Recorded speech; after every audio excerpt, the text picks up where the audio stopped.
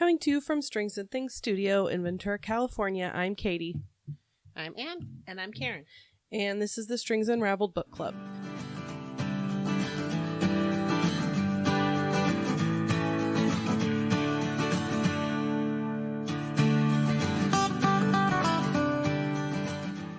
Hello, everybody. Hello. How's everybody doing? Pretty good. Good. Good. Karin, how are you? I'm good. Cool. This month, our book is The Road to Roswell by Connie Willis. This was my pick. I tried to find like a more in-depth synopsis, but I couldn't find one. It's a relatively new book, so I'm just going to read what the book jacket here has to say. When level-headed Francie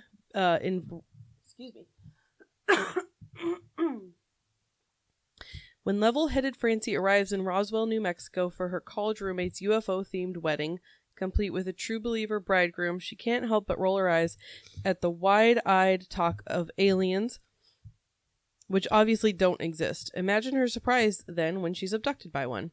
Odder still, her abductor is far from what the popular media have led her to expect, with a body like a tumbleweed and a mass of lightning-fast tentacles. Nor is Francie the only victim of the aliens' abduction spree.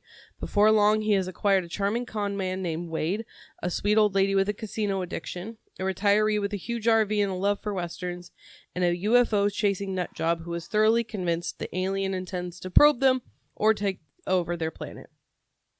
But the more Francie gets to know the alien, the more convinced she becomes that he's not an invader, he's in trouble, and she has to help him. Only she doesn't know how or even what the trouble is. Part alien abduction adventure, part road trip saga, part romantic comedy. The road to Roswell is packed full of men in black, Elvis impersonators, tourist traps, rattlesnakes, chemtrails, and close encounters of the third, fourth, and fifth kind. Can Francie, stuck in a neon green bridesmaid dress, save the world and still make it back for the wedding? So, first impressions. I want to talk about what we're knitting while we... Oh, okay. What are you knitting? What are we knitting? I always forget that part. What are you knitting, Ann? I am going to switch between two projects. I'm working on Morelia, which I prepped to be my Oppenheimer knitting, which was perfect, actually. Once I got through the lace section, it was good movie knitting. Okay. And then I'm going to switch over to my Northerly, which I'm almost done with the body. Nice. We talked about that one on the last podcast. Hopefully I'll have good updates by the next proper podcast. Cool. What you working on, Karin? Well, I've got the two and only two projects that I took with me on my vacation, because more than that was never going to happen. But I did actually work on both of them. So I've got Vesuvius, which is a short sleeve crocheted sweater, of which I've got the back to the armhole done. I've got one sleeve up. I guess it comes up and over the shoulder and has increases that make it a more rounded neck on one side, and I'm now working on the other sleeve. Exciting. I'm working on that, and I'm loving this cotton. This is like a self-striping. It's Zauberball in cotton. Nice. And it's got purples and orchids and orange and gold and peach. Cool.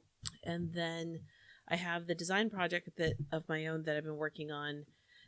I had to rip all the way back to row 2. I had all of one skein because, as you can see... Oh, so the blending to shift wasn't working. No, I was trying to blend it to shift, and it just... No. It was still clearly going to be big block stripes, and so blending it every 2 rows, because each pair of rows makes a row of like these wheel shapes, and like rows 1 and 2 go across, and then rows 3 and 4 are offset.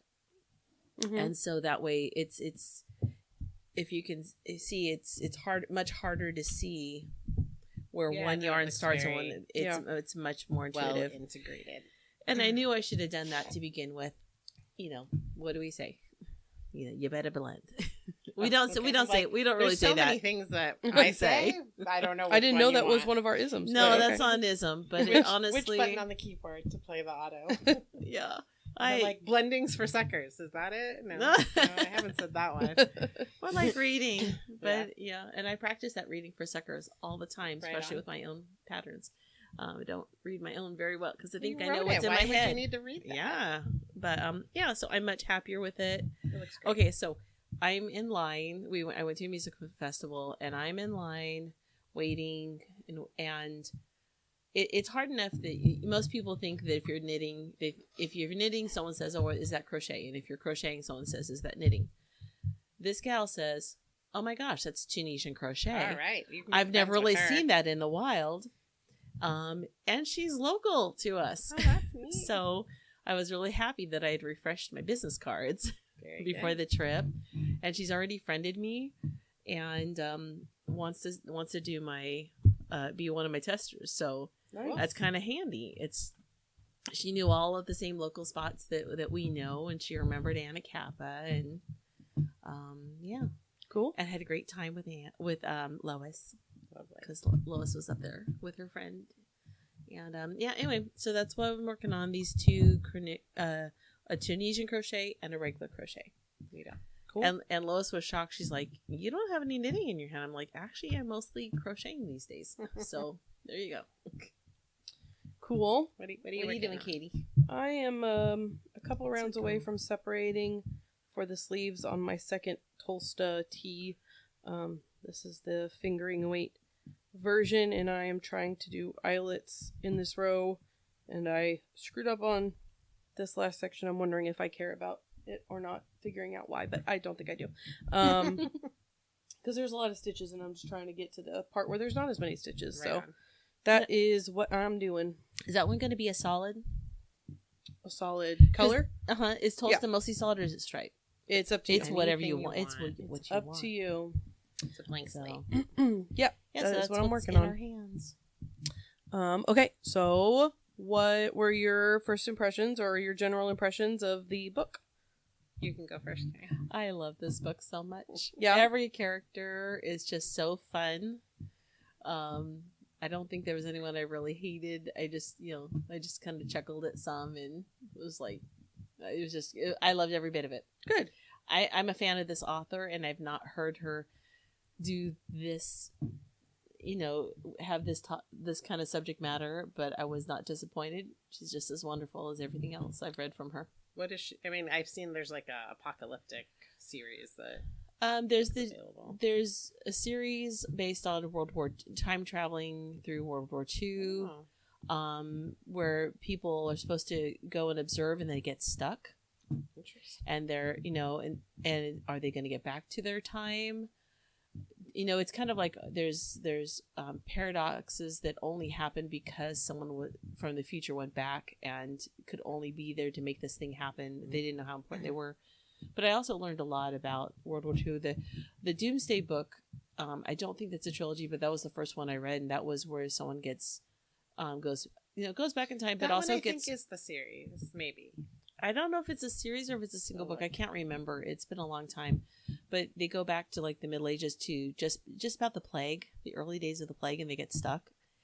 And how do they explain that they don't get sick? It's because they've been inoculated against the thing that created the plague. Mm-hmm. And they have, like when we... just say it's magic and you're a witch. Yeah. Just lean into it. No. They burned them. Back then, that was not a good thing. No. Just lean into it. I don't know if any of you have that little scar on your shoulder from where they inoculated. I guess was it MMR or whatever, or it wasn't polio because they gave us little sugar cubes for that. It's the smallpox vaccine. The smallpox vaccine. Yeah. She had that scar. She had that scar, and they thought that was a birthmark of being a witch, and she, and that's why she didn't get sick. There's all kinds of things that, of course, when you're time traveling, go wrong. I read somebody, when I was looking up this book, say something like, you don't know which Connie Willis you're going to get, funny or like make you cry. Yeah. And I guess this is the funny. I've never read any of their other novels, so I can't attest to that. But her make you cry one would be the one where you're going through it's a researcher studying people who are dying. And that moment before death when, why does everyone say they go and see the light? Mm-hmm. Is there really a tunnel or a light? And the researcher keeps intentionally going under, getting close to death. But she sees the Titanic. she's on the Titanic every time, and it's part of her brain processing not just information, because she's clearly never been on the Titanic, but no. So yeah, she has some that are very science minded, very where you are sad, but they're always informative, and they're always, I always enjoy. It's just a different brain, that you get sometimes.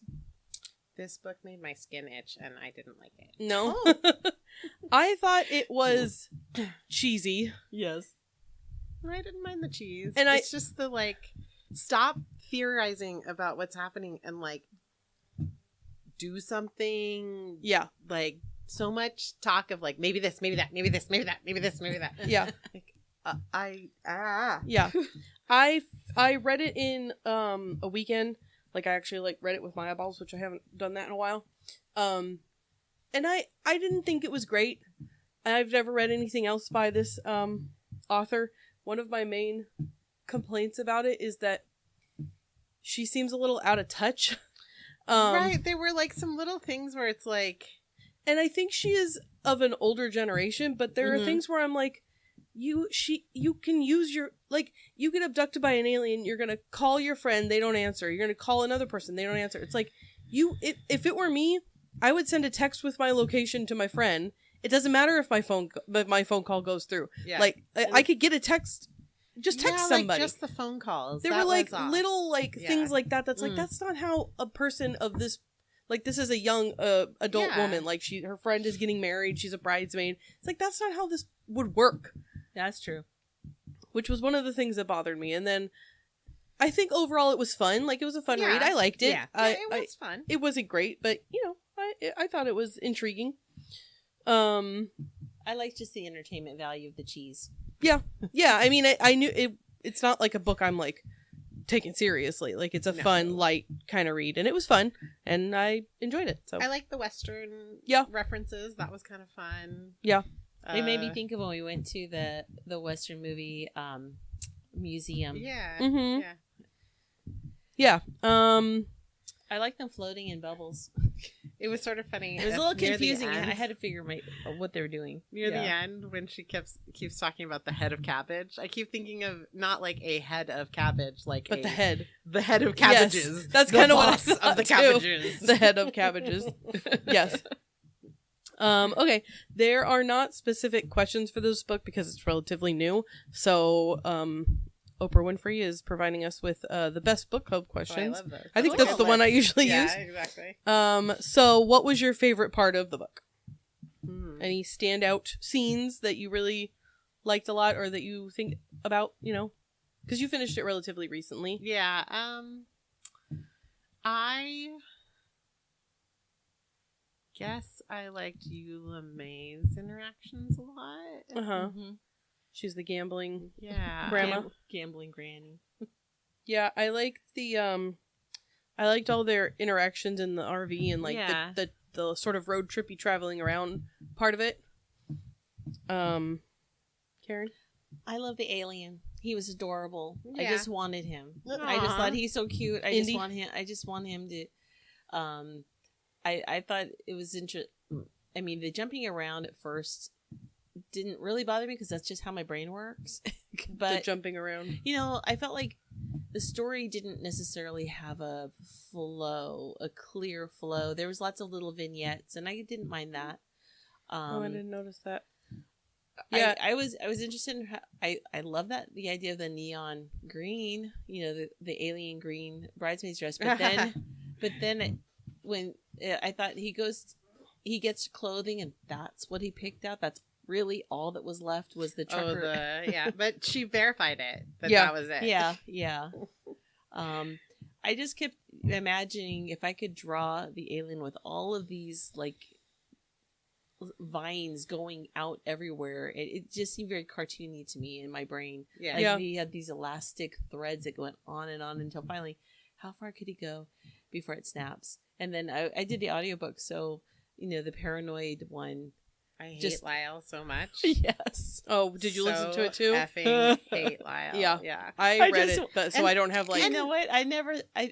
There's a guy I totally would have loved to slap over and over and over Right. again. I would keep him around just so that when I was angry, I'd have someone to hit. Right. I used to listen to Coast to Coast often, a couple times a week, which if you don't know what that is, it's like the late night, Mhm. you know, they worry about UFOs and cryptids and all the crazy conspiracy theories. It would probably be Fox Mulder's favorite radio show, right? And I love that show. Yeah. I don't know that I ever really took it seriously. No, it was fun to listen to. Yeah, but it's full of people like Lyle. Mm. But like, the characterization of him was so annoying. Yeah. Okay, here's something you don't know about me. But a long time ago, there used to be a magazine called Omni.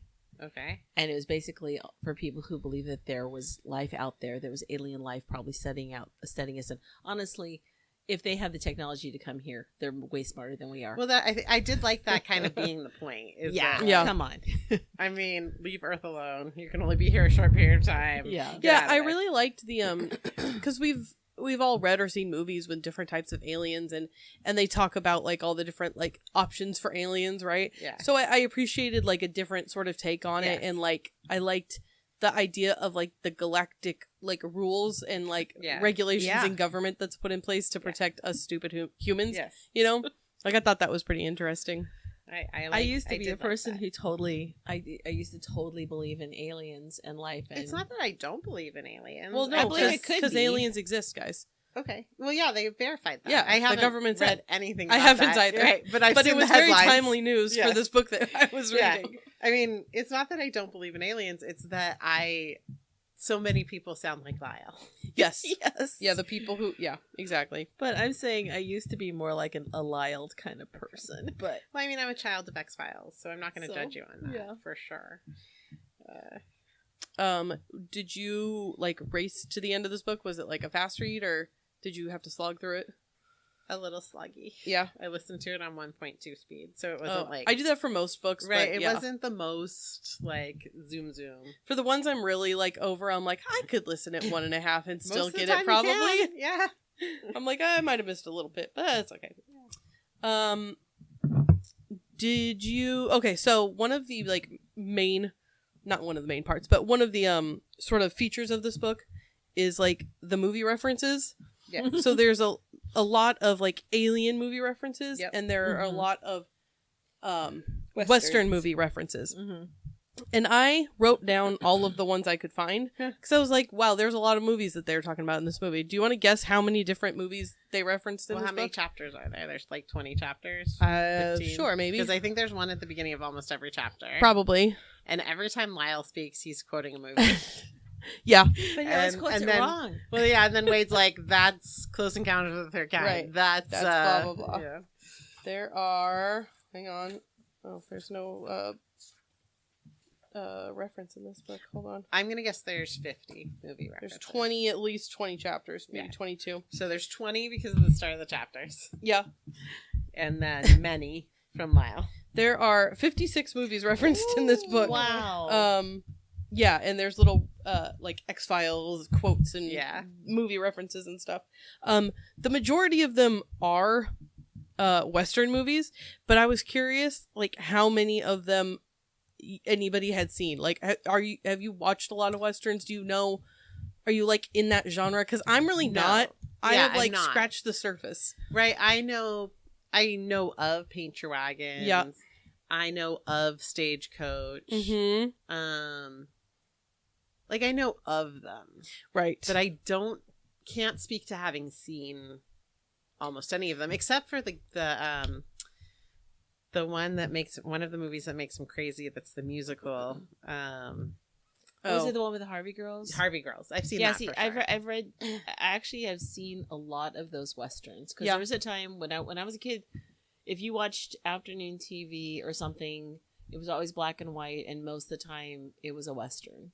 Right. My mom likes all those. I would just go play and Yeah. wait for it to be My over. favorite I was a kid by Western. myself, and you can only play outside by yourself so long, True, and true. then it's like I was more of an indoor TV gal.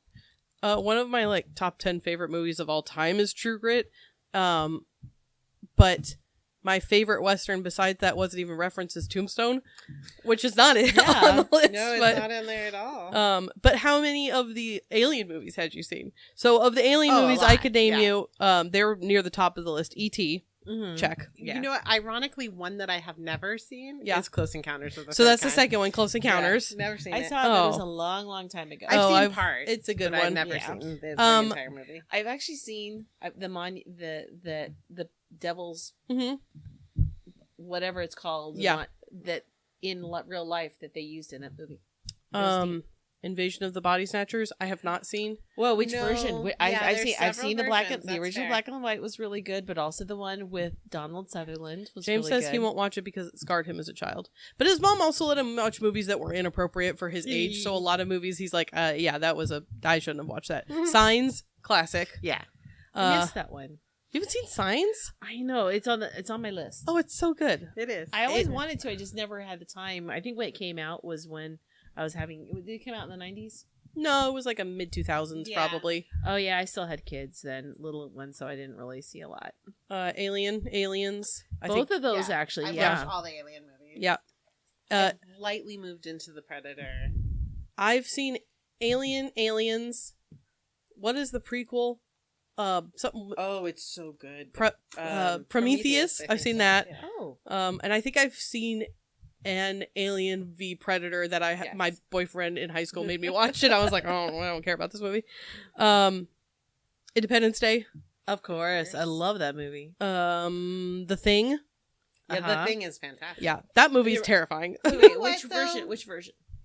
Only the one from the 80s. The one from the 90s. Yeah, that's a terrible movie. 2000s is No, but wasn't The Thing also based on old black and white? I'm maybe confusing with that's the The Blob. It's not called. You're thinking of The Thing. Blob. There is a movie that's similar to The Thing that is in black and white. It's I think Station something. Yeah, The Thing. See, with if it was an old black and white horror flick, that's like one of my favorite genres because it's just fun. Yeah. Men in Black, War of the Worlds. Yep.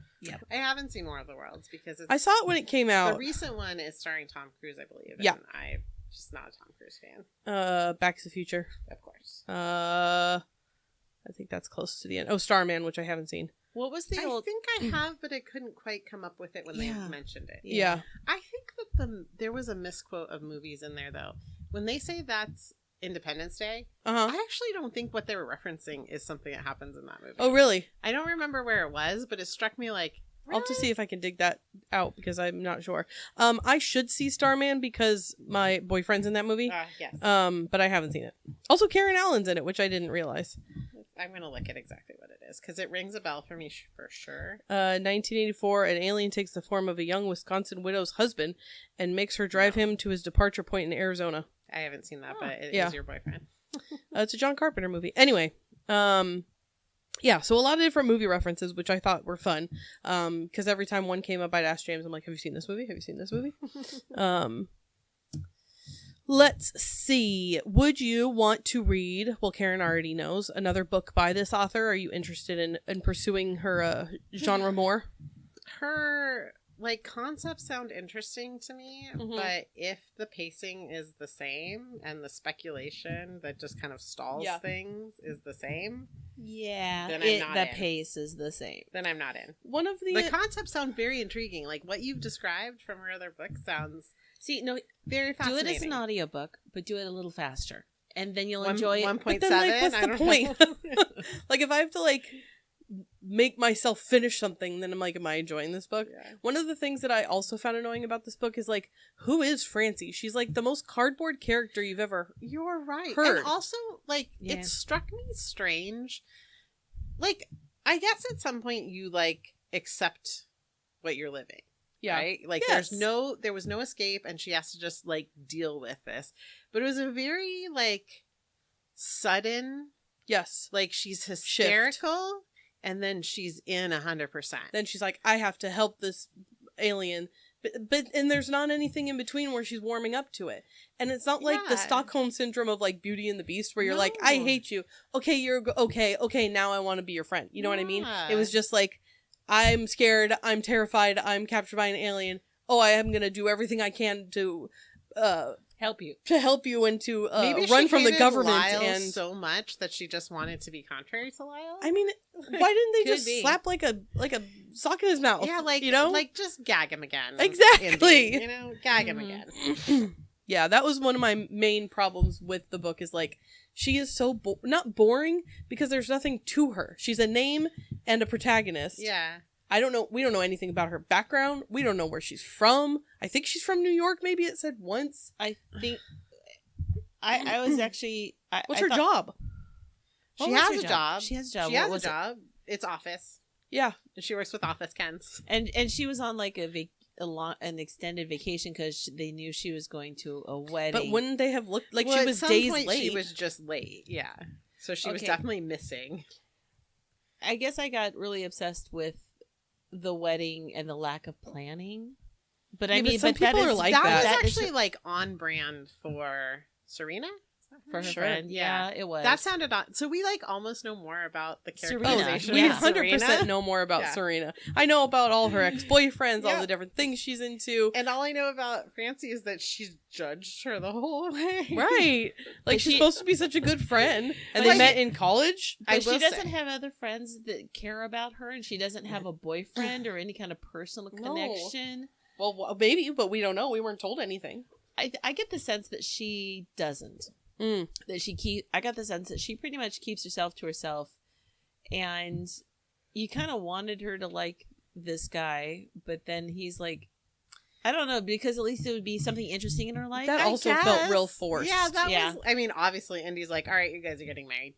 Yes. And that's all. Yeah. Boy, girl, mate, married. No. Yeah, it's it was yeah, his whole character, like Wade, it's like I don't care enough because sometimes there's like that untrustworthy character where you're like, ooh, I want to know more. Like, I know this person is legit, but I can't figure out why. It's like, yeah, I know this guy isn't legit. I don't really Yeah. care. Like, yeah, like I know she's gonna tell me. There's no fun in like the trying to figure it out No. because you know it's gonna be revealed that yes, he is a con man. Like we He's know more that. than a con man. Well, he He's a was lying. government con Yeah. man. It was almost more interesting waiting for the payoff of what is Joseph's real job, Yeah. because that was like right away. Yeah. You knew like, oh, I did like Joseph. nobody from my company calls me back. Yeah, yeah. I thought Yeah, he was you funny. knew he was just a rich dude. Yeah. So that waiting for whatever the payoff on that was more interesting. Yes, than I did like that. finding he out owned Wade's a deception. A film company. Yeah. So I was thinking about, did she or did she not? I mean, wait. Okay, back up. My comment is in regards to genders of aliens, and Okay.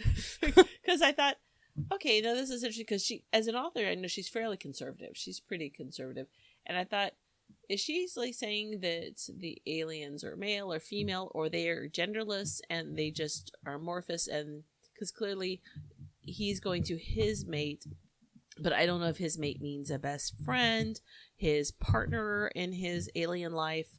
I mean, I think Or- the closest approximation they came up with was roommate, right?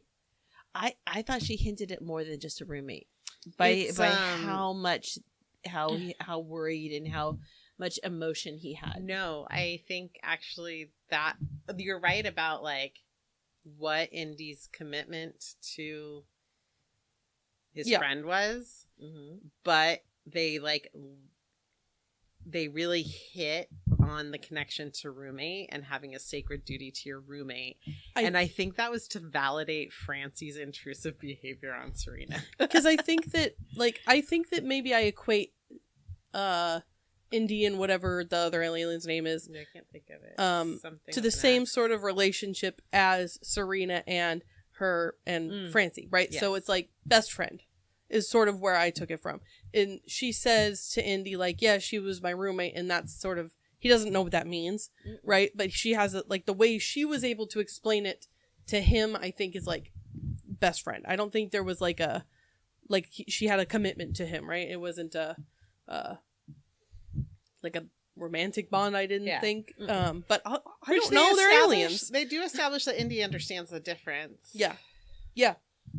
I don't know if Connie did the work enough to figure out all the lore for the aliens and whether or not they are male or female or whatever. Yeah, and she's definitely left the door open for there to be more. Mm-hmm. Other than their social structure is that they are a lesser governing body under the larger umbrella of the Federation. Yeah. I was hoping, I mean, this is a trope, but I was kind of hoping for it, which was the idea that they're just like kids. Yeah. And that these are the grown-up aliens here to collect them. Yeah, it's like Stranger Things almost, like the kids doing something very important that the grown-ups aren't going to understand. They just have to get it done before the grown-ups catch them. And I know I've seen it probably something dumb like... I can't think of any of the dumb things, but the animated one where they're a delivery company in the year 3000. Oh, Futurama? Thank you. Like, I feel like it's probably been a Futurama thing or a Star Trek thing. Yeah. They're just the babies. Yeah. They're out running havoc in the universe. Let's see. I think we know Anne's answer. Did the reading the book impact your mood? Actually, it didn't hurt my mood so much as it just... Frustrated? Yeah, because literally it made my skin itch. But it didn't necessarily reach anxiety levels because I wasn't that invested. Okay. But it made me uneasy listening to it. Yeah. This was like the perfect book situation combo for me when I was reading it because we were camping over a weekend and I brought this book with me and we were camping with other people. So they were like around or in and out and I was like sitting down having conversation, trying to read at the same time. So it's not like I could have handled anything like heavy. No. So this was like a perfect, light, fun little summer read. It was easy to come in and out of. Yes. That's a compliment. Yeah. Where it is that it complemented life. Yeah. Yeah. I would say I, in general, enjoyed it. I think it has... a couple problems that are not major because I don't think that the weight of this book is that heavy. It's just like, this was an annoying thing, but I'm not mad about it. No. I don't know if I would like recommend it to somebody else. No. I mean, you know what? I would recommend it actually. I think it'd be fun if you were like on a road trip to New Mexico. It would be a fun on a listen. road trip to Vegas. Because it is light and easy. Yeah, that would be a good car. It's family friendly. Trip. Yep. So I think it'd be fun on a road trip to the destinations they're in. I agree with that.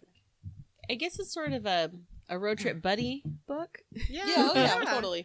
I mean, I guess in my brain, I didn't really think that Vegas was that close to Roswell. I mean, the whole driving around following clouds was a little annoying. I'm like, okay, I need more plans, but I mean, what am I doing? I'm following an alien who doesn't know where he's at. So I'm wondering how accurate also all of that was because I know nothing about highways and freeways and how long all it's of gonna New really Mexico, Arizona, all that area. Like I don't know how any of that.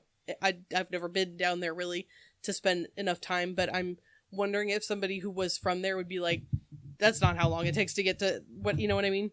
Well, because it was like time had no meaning, right? So like maybe Indy was already fixing time. True. Maybe that was something we weren't aware of. Another thing, he can make fuelless vehicles. Sure, that was convenient. That was very convenient that he could do that. What is that called? A MacGuffin? Yes. It's like we need to solve this problem. It's this thing. You're like, okay, cool, problem solved. Like I would have liked a little struggle. No problem. One question I have for Connie Willis, one of the questions I have here is, what would you ask the author, if anything? And my question is, has she ever been in an RV? Because I've been in some pretty damn big RVs, and none of them are this big. Because it's like, not only is there a bunk room, which is like, okay, cool, you could have a couple bunk beds and a queen bed in an RV, and that works. But then there's also a whole TV room with like a separate door and like shelves for DVDs. It's like all those DVDs are going to fall off of a shelf. That's not how that works. Like if the vehicle is moving, plus there's a whole, I mean, and then RVs have kitchens too, but the way it's described is like they walked for like minutes to get through this RV when he gave them the tour. And I'm like, I don't know if you've ever been in an RV because they're not that big. They're out of the extreme luxury ones. And I have been in them and they're not that big. This feels more like a bus situation. Yes. This is definitely a millionaire bus situation. It's like a tour bus. Okay, in my brain, I pictured, okay, it's not really a TV viewing room. It's like the bedroom in the back, and everyone's like crowded around on top of the bed watching the screen, and maybe there's like a drawer that comes out, that pulls out. That's how an RV normally would work. That's where my brain referenced like shelves and like bookshelves full of DVDs and recliners, which you can also have recliners in RVs. I have seen that happen too. But like all of these separate things that are in here, I'm like, it's not that big. It's like they're separate rooms of a home. Even in a bus, it wouldn't be. Okay, that's right. So what if you took the master bed out and you just put two? I in my brain there was like two recliners and everyone else is sitting on the floor. Yeah, yeah, sure. That was just something that it was like. The more time they spent in the RV, I was like, it's like a TARDIS. It is a TARDIS. It's definitely. And maybe Indy made it bigger on the inside. I don't know. Did this book remind you of any other books?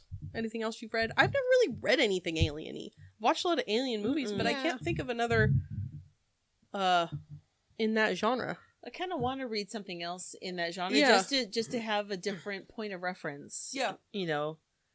Yeah, because I kind of like the idea of like the Roswell conspiracy, not like the Lyle side of it, like the annoying like conspiracy theorist side, but like the whole like mystery behind it. It's like all the idiots that went to Area 51. Yes, I was like thinking a few years ago. They put the Kyles in front. Yes. Are there any lingering questions from the book that you're thinking about that weren't answered? Lingering questions. I mean, the end of the book insinuates that they can time travel. Yeah. Like, I was a little confused by, number one, what was happening with the whole, like, lightning thing. Yeah. Which didn't really get explained a whole lot. Nope. And it's like, okay, well, I guess they're just taking samples of lightning for energy, ? I don't know. Yeah. And they can time travel, ? Well, I actually, when I watched Nope. When this was going on, which is Nope. Yeah. And I'm thinking, so that's where the aliens in the cloud thing kind of connected with me. Well, but they weren't. But they're not. I know. I was expecting that to end up being the ship too because of Nope. Yeah, but then it's like, oh, I couldn't quite understand why are they. I guess they were following the lightning, not the cloud itself. But right, they didn't. He doesn't know that thunderstorms move, so he's looking for a place, not a thing. I think. But yeah, that was confusing to me. But but he could sense that they were coming. Yeah. So, I mean, I don't know how aliens work. So how he could sense that they were coming, but not sense where his friend was. Who knows? I don't know. It was entertaining. Any other final thoughts? No. Yeah, that's fair. All right. Well, what else has anybody else read this month? Oh, let me get my list out. And what have you read? I have been continuing in the what is it called? A Court of Rose and something. Hold on, the Sarah J. Maas books. Yeah. How far into it are you? I am in the last book, so I've finished. Yeah. I listened to this month A Court of Roses and Thorns and Roses is the first one. I think it's Thorns and Roses. Thorns and Roses, and I'm halfway through Mist and Fury, which is the second one. Well, yeah. So I did 2 last month and 2 this. How month. many are there in that? There are 4 full-length novels, and then there's a short novella between 3 and 4. So I just finished the novella last night. Got it. And I started, or maybe a day ago, and I started A Court of Silver Flames, the last one. Yesterday. So far so good. What do you think? I love it. Yeah. I finished. I do too. I finished the first one, and then I was like, okay, I got to start the second one. So I started the second one, and it was a little bit slower to start, but I'm liking it a whole lot more than the first one. Yes. And same. I was talking to Xenia today, and she said the same thing. Yep. Like, second one is so good, and I was like, the first one was so good, right? Well, because I love Beauty and the Beast very much, and so I really enjoyed this reimagining of it. It's sort of like a toe into it is how that like starts, and then it like takes off. Yeah. I recommended it to my sister because she also reads a lot, and she she didn't really know anything about the book. So she started it and she was like, he's a beast and he like takes her to his castle and she has to like live there. Is this Beauty and the Beast? And I was like, yeah, it's based on Beauty and the Beast. And she was like, oh, I didn't know that. Yeah. But like more homage-esque. Yes. You know? It was like a good place to like set the beginning of the story before it takes off on So tell its me own. that title again. A Court of Thorns and Roses. Yes. Oh. It's like one of the #1 books of the last It's very 5 years or very whatever. hyped. Yes. And she's very prolific. Yeah. So I don't know if I'm going to read more from her. I might just take a break, but she has several other series. Yeah, it's pretty brutal. I like I can't stop thinking about who I would want to play Rhysand. Okay. And like I think I'm falling into the same problem I had with Peeta from Hunger Games, which is I keep thinking of actors my age. Okay. And not like because Rhysand is this is no spoiler here. He's a 500-year-old fairy who just looks like an hot adult man. The most handsome person you've ever seen, right. apparently. So it could be anyone. And I really hope, because it is in development for TV or something like that. Please don't cast it too young. Because he could be anyone. Yeah. You know? Yeah. I mean, it has to be appropriate with, appropriate, it should quote unquote, right. with Feyre, yes. who is 20 something. She's 19 when the series begins. Right. So she's 21, 20-ish. Yeah. So I wouldn't want to see like too a 40-year-old or something. Yeah. But it doesn't, I don't know. It could be anyone. I haven't really thought too hard about who looks like who. I've been watching Witcher. Okay. Well, and there's this, he plays a bad guy in Witcher, this actor. Uh-huh. But he is gorgeous. And I think Rhysand is sort of like, described maybe kind of like a Mediterranean, Middle Eastern kind of heritage. He's got like warm, not like dark skin, but like tanned and blue-black hair. Yeah. And very handsome. Yes. Yeah. Like gorgeous. Yeah. So hot. So this guy is playing one of the mages. Okay. And his in The name, Witcher. Yeah, his name is Mahesh Jadoo. Okay. And it's probably because I've been watching Witcher and reading these books at the same time that it clicked. Okay. But he's kind of perfect. I want to see what he looks like. Oh, he's very handsome. Yeah. Okay. And if you watch Witcher, I have not. Well, I have, but I don't remember that. I think he comes in by like season 2 or something. I think I only watched the first season. I also did that, and then recently, here's another like one of his. Oh, okay. Yeah, like this guy. He's pretty cute. Oh yeah. And his character in Witcher is Vilgefortz.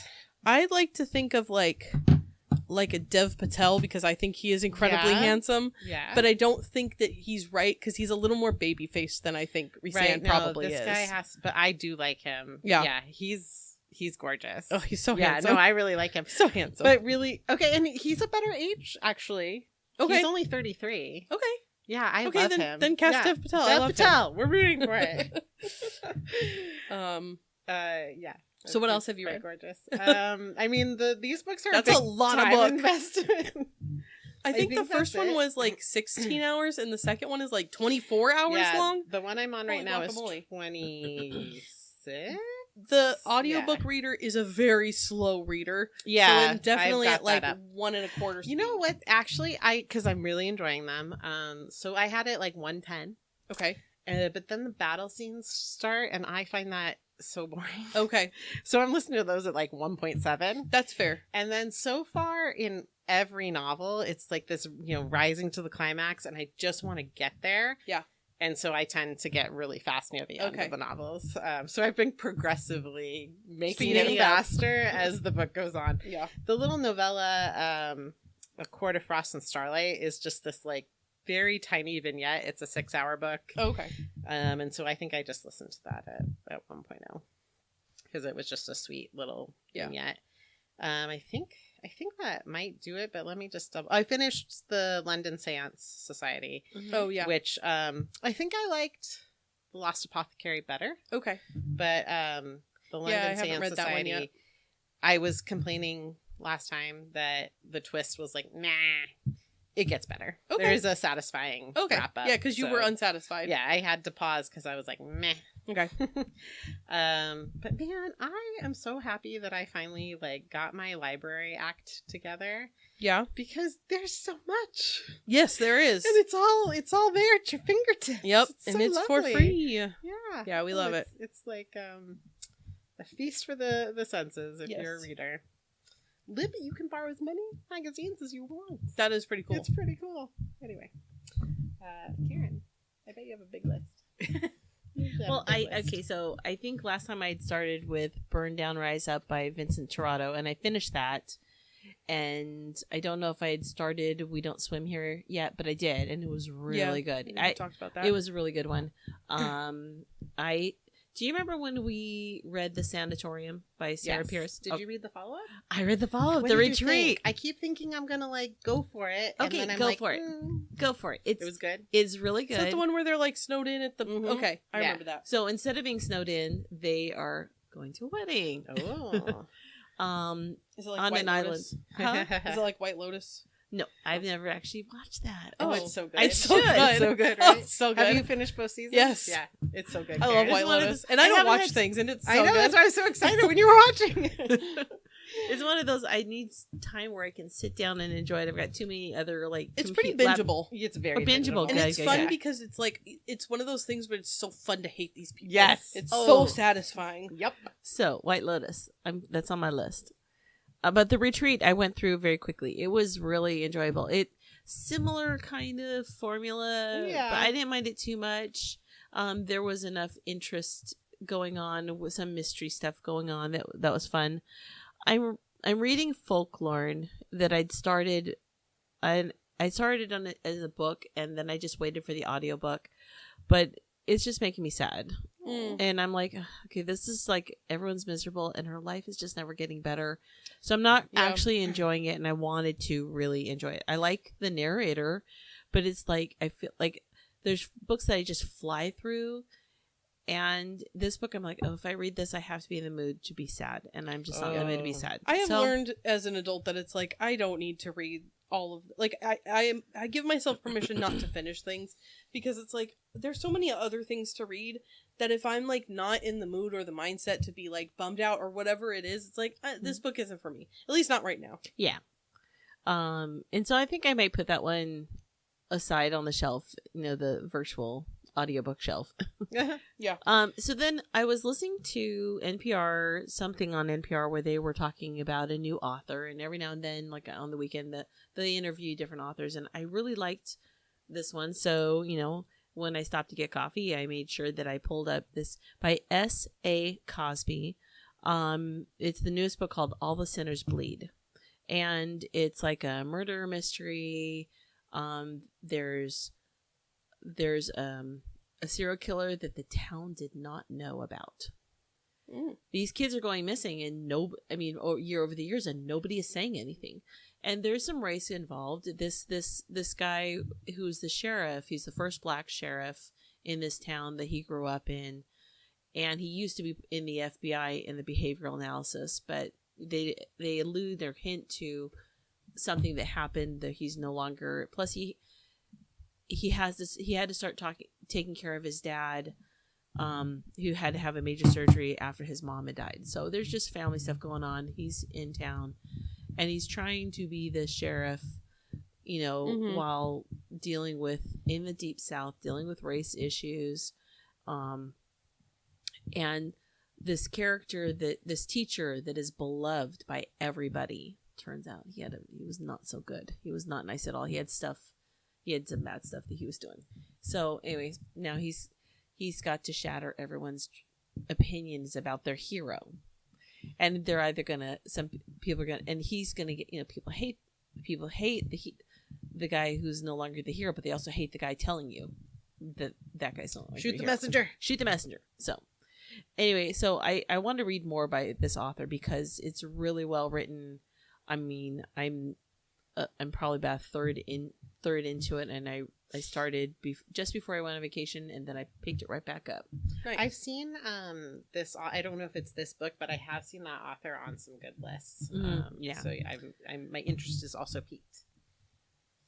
There's another series that I just started, so I'm just barely into it, called Before the Coffee Gets Cold. Yeah, I read that last month.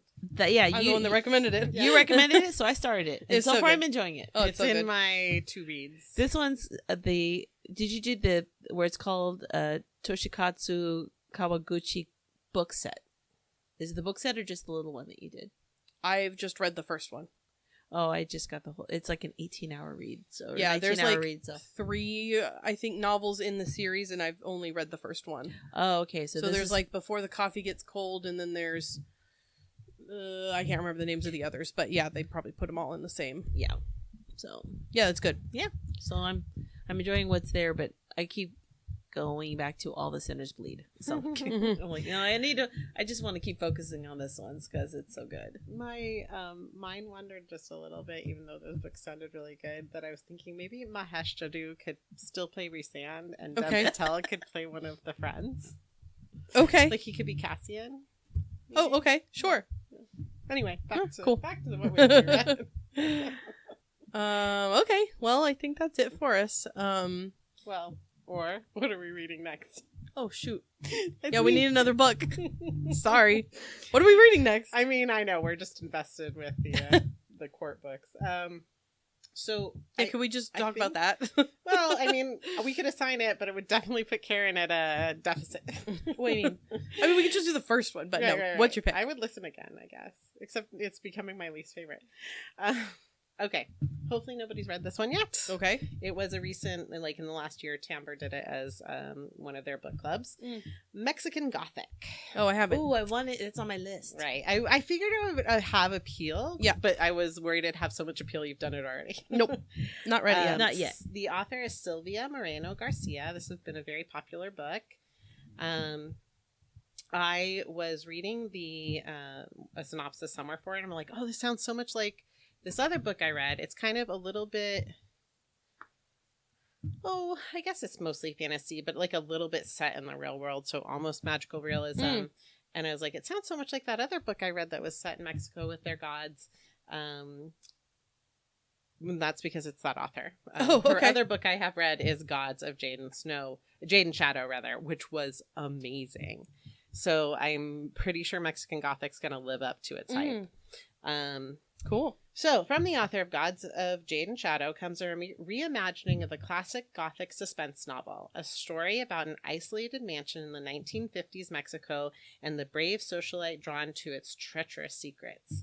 He is trying to poison me. You must come for me, Noemi. You must save me. After receiving a frantic letter from her newlywed cousin begging for someone to save her from a mysterious doom, Noemi Toboado? I'm going to learn that one from the audiobook. Heads to High Place, a distant house in the Mexican countryside. She's not sure what she will find. Her cousin's husband, a handsome Englishman, is a stranger, and Noemi knows little about the region. Noemi is also an unlikely rescuer. She is a glamorous debutante, and her chic gowns and perfect red lipstick are more suited for cocktail parties than amateur sleuthing. But she's also tough and smart, with an indomitable will, and she is not afraid. Not of her cousin's new husband, who is both menacing and alluring, not of his father, the ancient patriarch, who seems to be fascinated by Noemi, and not even of the house itself, which begins to invade Noemi's dreams with the visions of blood and doom. Her only ally in this inhospitable abode is the family's youngest son. Shy and gentle, he seems to want to help Noemi, but might also be hiding dark knowledge of his family's past. For there are many secrets behind the walls of High Place. The family's once colossal wealth and fated mining empire kept them from prying eyes, but as Noemi digs deeper, she unearths stories of violence and madness. And Noemi, mesmerized by the terrifying yet seductive world of High Place, may soon find it impossible to leave this enigmatic house behind. I love a spooky Gothic novel. I'm into it. I'm here for it. Cool. I like to let Halloween season creep earlier. Yeah, and yeah, earlier. yeah. Like, Yep, I fully yep. support the Instagram. I always end up with the October pick, so I'm Yeah. fine with that. I love the Instagram Council of Spooky Bitches meeting in July. Yes. So I've been like very embracing that this year. So Nice. I hope it's good. But I mean, just thinking about the last book I read of hers, I was thinking like maybe I want to listen to Gods of Jade and Shadow again before I even start this one because it was so good. So I'm hoping this lives up to that. Silvia Moreno-Garcia. Cool. All right. Okay, well now I think we're done. Yes, now we're done. Officially done. Let us know if you read any of the books that we talked about. If you want to talk about A Court of Whatever and Whatever with Anne and I, we'll probably be very excited to talk to you. And we will see you guys next month for Mexican Gothic. Have a good month, everybody. Have fun reading whatever you're reading. Stay cool. Yeah, stay cool. Sit in your house with the air conditioning on and listen to your book and do some knitting or whatever. And we'll see you next time. Bye. Bye. Strings Unraveled is a production of Strings and Things Studio with Anne Lekravin-Kazoli, Kaity Von Rader-Fraker, and Karin Wilmoth. Recorded and edited by Kaity Von Rader-Fraker. Find us online at stringsandthingsstudio.com or on Facebook or Instagram at Strings and Things Studio. You can email us at stringsandthingsinfo@gmail.com.